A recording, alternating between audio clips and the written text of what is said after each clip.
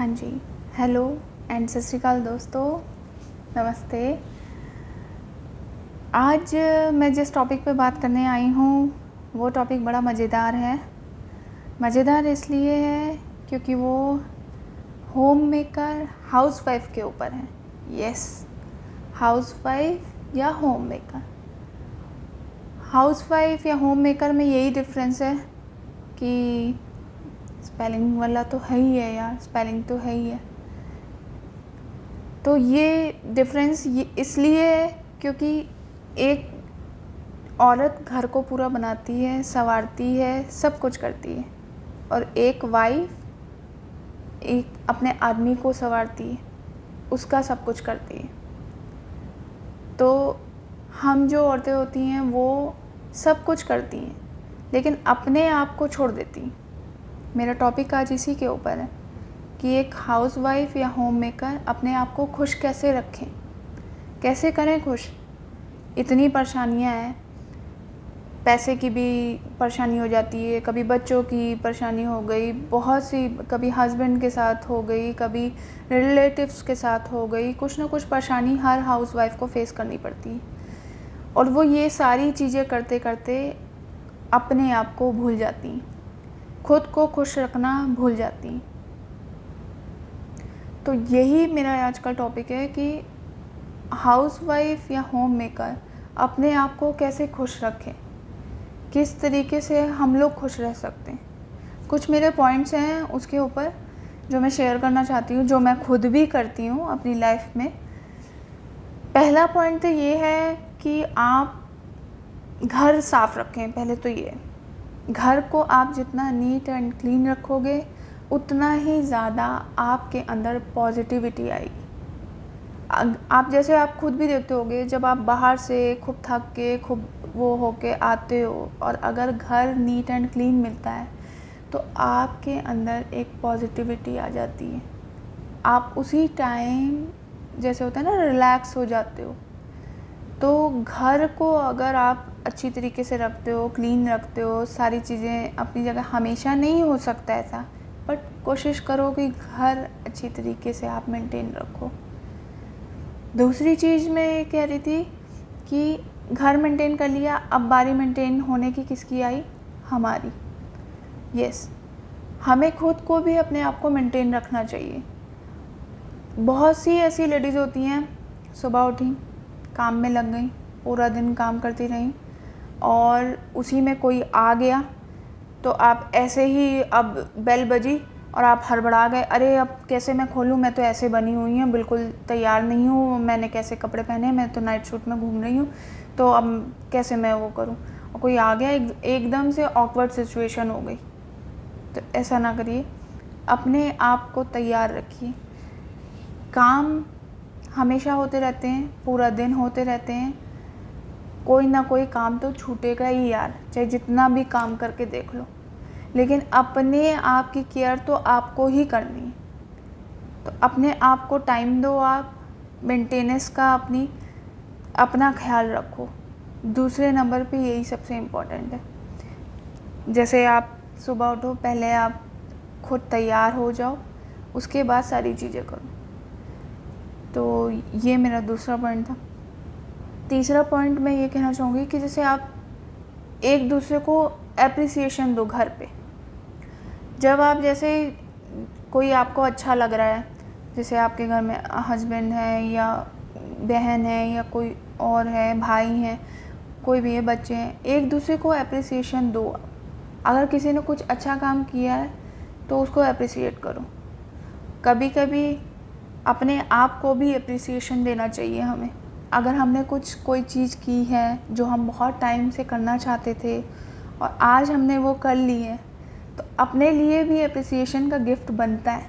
खुद अपने आप को भी गिफ्ट कर सकते हैं। हमेशा ये नहीं होना चाहिए कि हमें किसी और से ही मिले या हस्बैंड दें या कोई और दे तभी हम, अगर हमने कुछ अच्छा किया तो हम अपने लिए भी कुछ ना कुछ कर सकते हैं, कुछ ना कुछ ले सकते हैं, हम अपने आप को खुद खुश कर सकते हैं। तो एप्रिसिएट करिए। घर में ऐसा माहौल रखिए कि जैसे आप बच्चों के साथ गेम खेलिए, इकट्ठे बैठ के मूवी देखिए, इस तरीके से करने से में एक पॉजिटिविटी आएगी, घर का माहौल अच्छा होता है, इससे भी आपको बहुत एनर्जी मिलती है।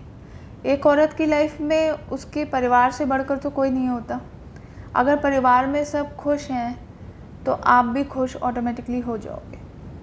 तो ये मेरा एक पॉइंट था कि आप घर में जैसे सब लोग इकट्ठे कुछ भी कोई लूडो खेलिए या कोई कैरम खेलिए या कोई ना कोई गेम खेलिए। आजकल जैसे मोबाइल का हो गया है कि सब मोबाइल पे लग रहे हैं, तो मोबाइल पे मत लगिए। आप अपने फैमिली के साथ कुछ ना, जैसे अब लॉकडाउन चल रहा है, बहुत ज़्यादा बोरियत हो जाती है, बट घर का माहौल पॉजिटिव, घर में ही रहना है हमें, तो घर का माहौल पॉजिटिव करना बहुत ज़रूरी है। तो इकट्ठे बैठ के आप गेम्स खेलिए या मूवी देख लीजिए, एक है। बाकी ये कहूँगी कि आप जैसे कोई भी काम करना होता है, तो जैसे समझ लीजिए डेली रूटीन में हमारा जो महत्वपूर्ण सबसे इम्पॉर्टेंट काम होता है खाना बनाना। 3 टाइम का खाना या 4 टाइम का खाना सबके घर बनता ही बनता है। तो अगर इसकी लिस्ट आप एक दिन पहले से तैयार कर लो या आप पहले ही सोच लो कि आपने क्या बनाना है, तो आपका आधा हेडेक ऐसे ही दूर हो जाएगा। सबसे बड़ा हेडेक तो यही होता है हर एक लेडीज़ की ज़िंदगी में कि अभी क्या बनाना। जैसे बच्चों को अगर टिफ़िन देना है तो टिफ़िन में क्या देंगे, सुबह ऑफिस ले जाने के लिए हस्बैंड को क्या देंगे, या फिर अभी लॉकडाउन है तो अब तो और भी ज़्यादा हो गया है कि खाना खाना खाना और सोना, यही लाइफ हो गई।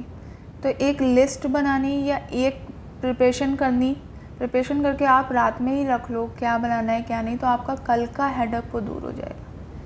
अगर घर में कोई चीज़ की कमी है कि सब्ज़ी नहीं है या कोई हो जाता है घर में, अमूमन कोई ना कोई चीज़ कम ज़्यादा होती रहती है, तो आप उसकी भी लिस्ट अगर प्रॉपर वे में बनाते रहते हो तो आपको वो भी एक हेडेक दूर हो जाएगा। ये नहीं होगा कि अगर किसी ने कुछ मांगा कि खाना है मुझे और घर में ख़त्म हो गया, तो ये भी एक बहुत बड़ी एक हेडेक हो जाती है हम जैसी हाउसवाइफ के लिए।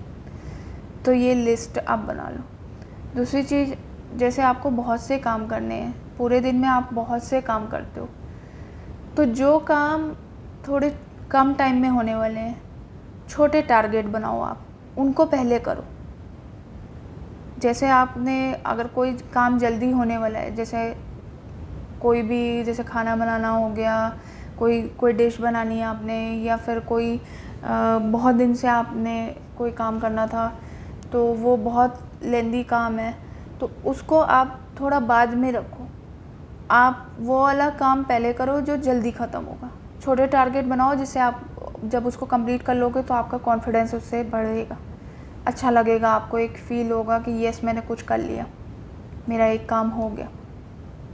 तो इस तरीके से आप ये कर सकते हो।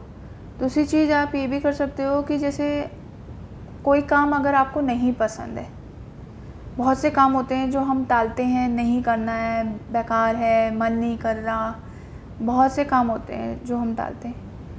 अगर ऐसा भी काम आपके दिमाग में आता है जो आप टाल रहे हो, तो आप उसके लिए सिर्फ एक चीज़ सोचो कि जब वो काम हो जाएगा तो उसका एंड रिज़ल्ट सोचा करो कि जब होने पे जो खुशी होगी, तो वो खुशी जो आप महसूस करोगे ना, तो वो आपका काम करने का ऑटोमेटिकली फिर मन करने लगेगा। तो आप जो काम नहीं भी करना चाहते होगे ना, तब भी आप करोगे फिर वो काम। तो आप उसका एंड रिज़ल्ट सोच लो कि अगर जैसे कोई डिश है जिसको बनाने में बहुत टाइम लगता है, तो आप टाल देते हो, बच्चों ने भी बोला, हस्बैंड ने बोला, घर पे सबने बोला कि भाई बनाओ कभी, बट आप टाल देते हो नहीं। बट आप अगर ये सोचोगे अगर आपने आज बना ली वो डिश, सबने खाई, सबको कितनी खुशी होगी, उससे आपको कितनी एनर्जी मिलती है जब आप वो हैप्पी फेसेस अपने घर वालों के देखते हो। तो जो काम आप टाल रहे हो उसका एंड रिज़ल्ट पहले सोच लो, तो वो आप ऑटोमेटिकली आप करोगे। तो ये चीज़ थी। और मैं कहना चाहूँगी कि जैसे एक सुबह उठने का जो टाइम होता है हम लेडीज़ का, वो हमारा एक टाइम प्रॉपर वाला होना चाहिए। मतलब आप एक तो सबसे पहले उठो।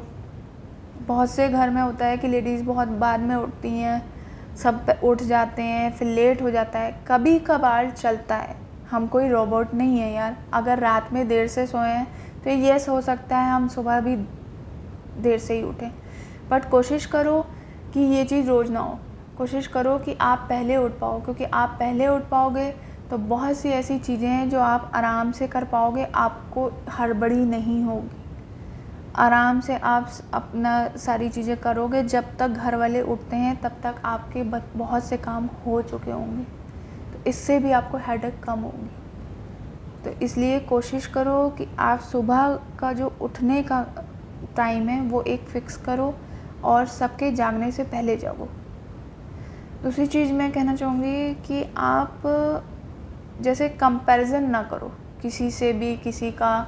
जैसे बहुत सी और लेडीज़ की ये प्रॉब्लम होती है कि वो लोग जैसे आपके घर में ये सामान नहीं है, दूसरे के घर में ये सामान है, तो आपको ये हो जाता है कि उसके घर में ये है, मेरे घर में नहीं है, तो आपको इससे भी बहुत प्रॉब्लम हो जाती है।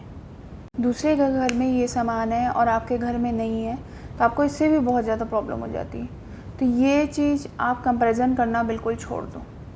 जैसे होता है ना कि हमारे फ्रेंड सर्कल में या रिलेटिव में उसने ये ले लिया, वो ले लिया, और उससे आपको टेंशन हो गई, यार हमारे पास तो है नहीं, या उसने बहुत अच्छे कपड़े पहने, यार हमारे पास तो है नहीं। तो ये चीज़ छोड़ दो, जो है आपके पास उसमें खुश रहो। क्योंकि देखिए, जो चीज़ मिलनी है वो आपको मिलेगी ही मिलेगी, आज नहीं तो कल, और जो चीज़ नहीं मिलनी वो नहीं मिलेगी। तो बेकार इस चीज़ पे सोच के अपने आप को भी दुखी करने का और अपने घर का माहौल भी ख़राब करने का कोई फ़ायदा नहीं है। जो है उसमें संतुष्ट रहिए। सेटिस्फैक्शन इज़ अ की ऑफ हैप्पीनेस। तो जितना ज़्यादा आप सेटिस्फाइड रहोगे, आपके घर का माहौल भी अच्छा रहेगा और आप खुद भी खुश रहोगे। तो यही है कि सेटिस्फैक्शन ही है की ऑफ हैप्पीनेस। तो बाकी ये है कि जो है आपके पास उसके लिए दिल से आप थैंकफुल हो जाइए, क्योंकि बहुत से लोग हैं जिनके पास बहुत कुछ नहीं है। अगर हमें भगवान ने ये सब कुछ दिया है तो हमें उनको उसके लिए बहुत धन्यवाद करना चाहिए।